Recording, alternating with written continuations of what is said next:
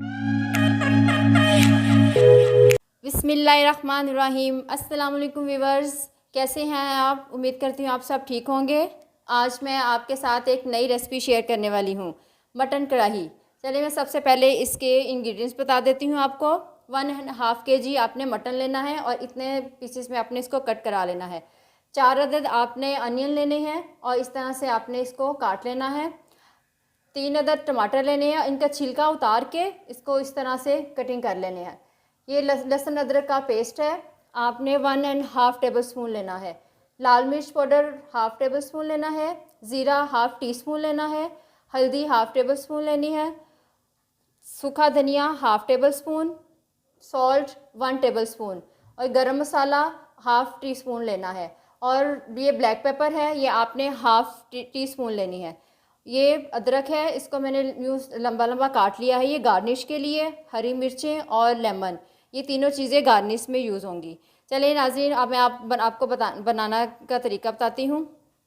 अच्छा, आप इसमें ऑयल डाल के तो गोश्त की अच्छी तरीके से भुनाई करनी है। वो इसलिए खाली ऑयल में भुनाई करनी है ताकि उसकी जो गोश्त की स्मेल है वो ख़त्म हो जाए। उसके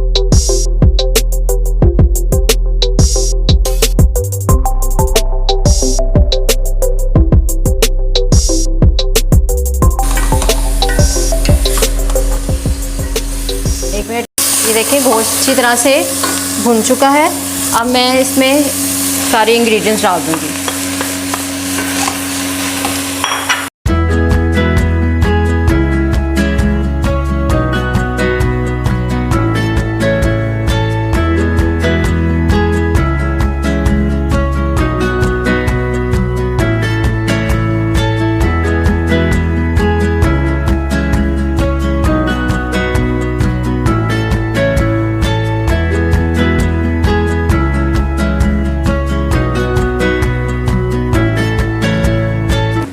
इसी पानी में इसको अच्छी तरीके से आपने गलाना है।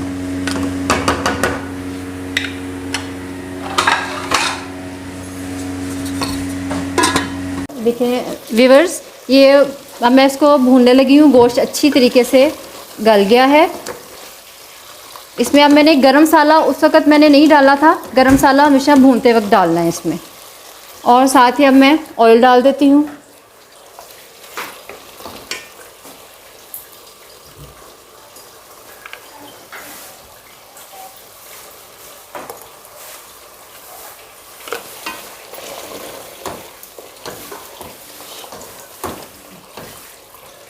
इसको आपने इसकी भुनाई अच्छी तरीके से आपने करनी है। और जब ये ऑयल छोड़ दे, आप ये देखें इसकी काफ़ी हद तक भुनाई हो चुकी है। अब इस स्टेज पे आपने 2 चम्मच इसमें दही डाल देनी है।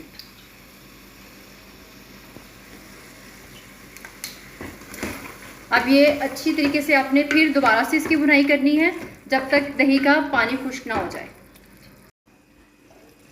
वाह माशाल्लाह, सुभान अल्लाह। ये देखिए कितना मज़े का, ये देखिए इसका आप देखें कितनी अच्छी इसकी लुक आई है। इसने ऑयल छोड़ दिया है कढ़ाई ने। ये अब बिल्कुल खाने के लिए रेडी है।